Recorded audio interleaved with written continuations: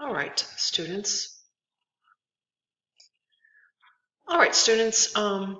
There's only two sections of Chapter 15 that we really need to care about. The first section was about people of the North, and the last section is about people of the South. So we're going to address sort of the Southern societal system and also slavery in this section. I'm going to break it into two parts, though. You have to understand that not all white people in the South owned slaves. In fact, the majority did not. And you need to know this term, yeoman farmer. That means a small-time farmer.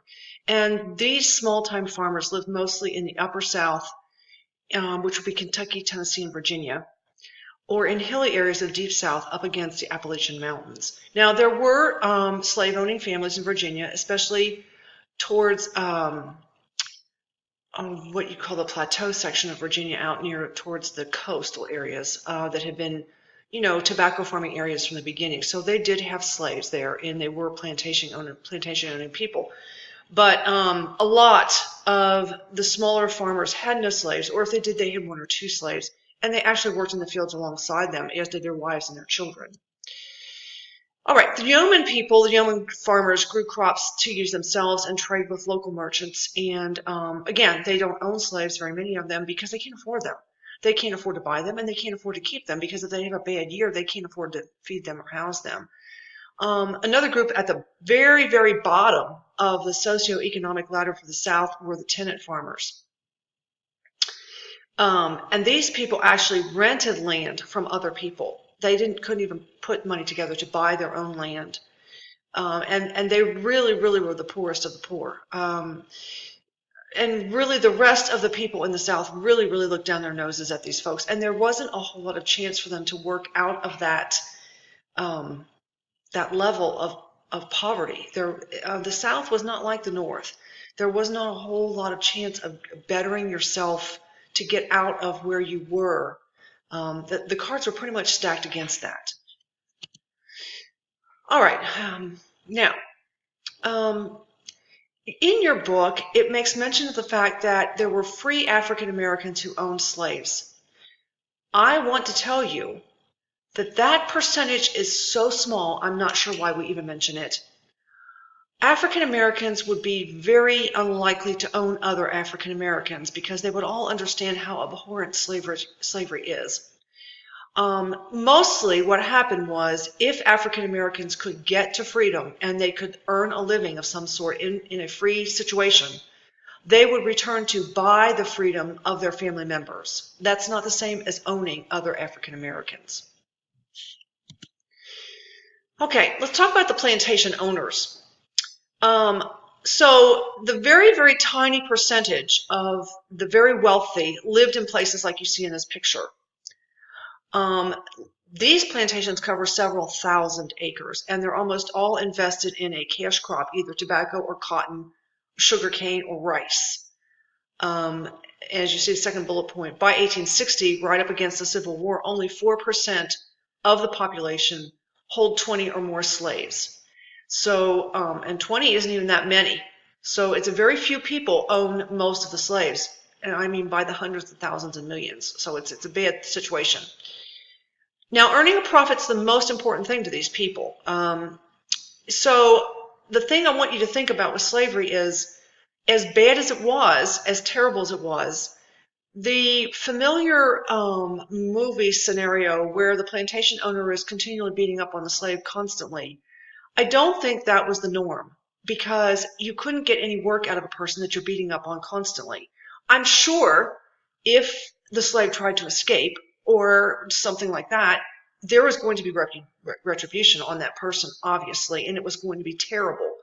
But in a normal situation, I don't think the slave owners purchased people to do work in fields or in the house or anywhere, and then turn right around and beat them senseless just for the fun of it, because that would be ridiculously stupid on their part, because they bought them in order to do work.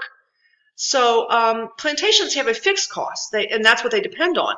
They depend on being able to know that they have, 50 slaves, and those 50 slaves are going to cost them X amount of dollars every year to maintain those slaves. And that includes feeding them, housing them, and providing them a certain amount of medical care, because if they're sick, again, They can't do work for you, and that's the purpose of them, is to do work. And again, slaves were abused. I don't want to make light of that, and I don't want to sugarcoat it, because there's photography of it. You can't deny it. But on the flip side of that, I don't think it was every single slave, and I don't think it was every single slave owner. All right. The one thing the plantation owners could not depend on was the price of cotton, because just like anything else, like the price of oil, like most of your families, like mine, has moved here because of an oil or gas job. So the price of oil can affect things, and just like that, the price of cotton could affect things. If you had a good year, it was good for you, and if you had a bad year, you might have to sell off a slave or two to help make ends meet. The men often have to travel on a plantation, because they are the ones who are nailing down the deals, where you're going to sell the cotton, who you're going to sell it to, that kind of thing. And so slaves then are going to do all sorts of jobs. They do cooking, they do cleaning, they do watching after the children of the house, all sorts of jobs. And there's usually a plantation overseer, who is a white person that the plantation owner pays to go watch after the slaves working in the field. But the plantation owner's wife also plays a big role here. Plantation owners didn't generally marry stupid women. I don't like to say it like that, but they generally married educated women.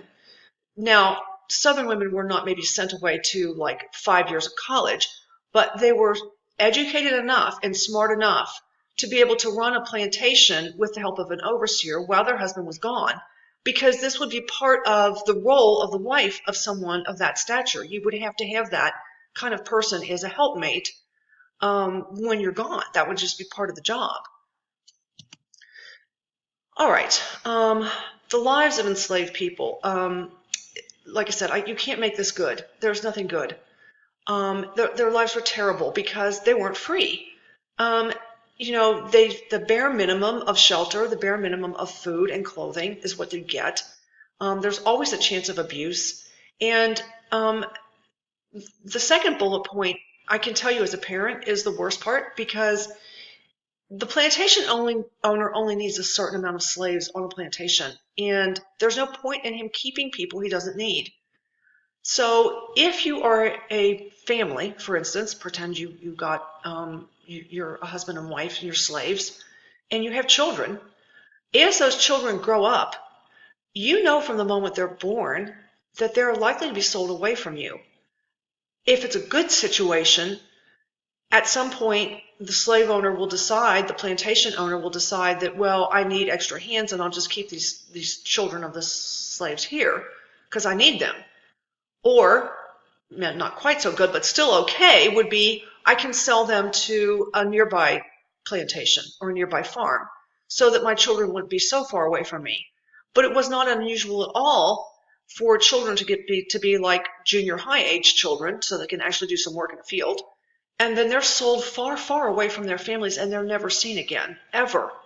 And so this would be a terrible, terrible thing to have hanging over your head constantly as a parent and as a child, because the children knew that too, that as they grow up, they would see families broken up.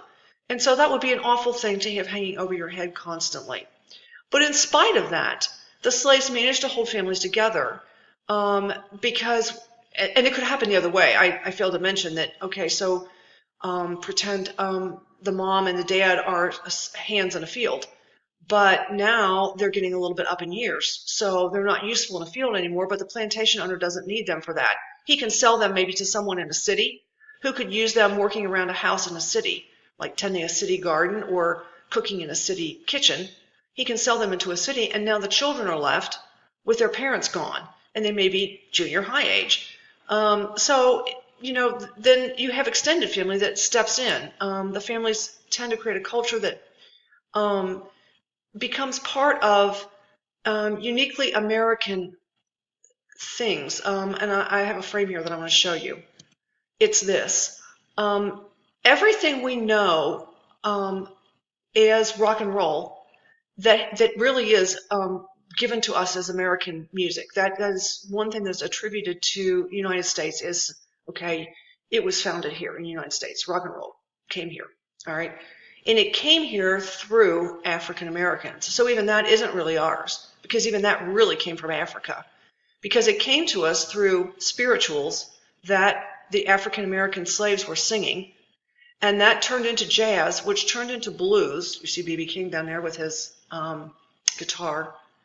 And then Elvis Presley turned it into rock and roll, and from there you get modern day rock and roll and everything that came with it, and all the heavy metal and everything else that comes with it. All the iterations of modern music that we have came straight from the fields of cotton and tobacco and rice that were growing in the South. So the impact that the African American communities have had on our culture in the United States cannot be overstated. You can't go too far in stating the importance of the impact on our culture.